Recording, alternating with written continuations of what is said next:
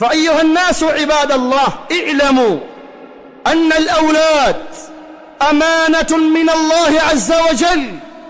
fahamuni na elewani, watoto ni amana itokayo kwa Allah subhanahu wa ta'ala.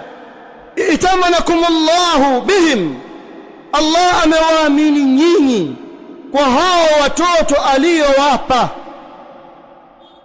Mtoto ni amana ambayo ni neema itokayo kwa Allah subhanahu wa ta'ala.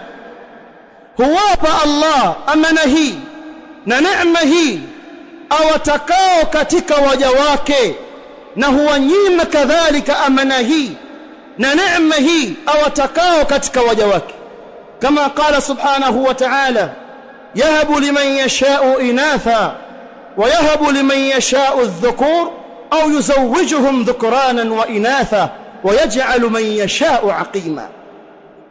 Allah tabaraka wa ta'ala anampa hibba amtakaye katika waja wake, mtoto wa kike au watoto wa kike, na humpa zawadi na hibba amtakaye katika waja wake, watoto wa kiume, na wengine huwachanganyia baina ya kike na kiume, na wengine huwanyima watoto, asiwape watoto. Hii ni katika kadari za Allah tabaraka wa ta'ala. hawa watoto ni amana itokayo kwa Allah tabaraka wa ta'ala.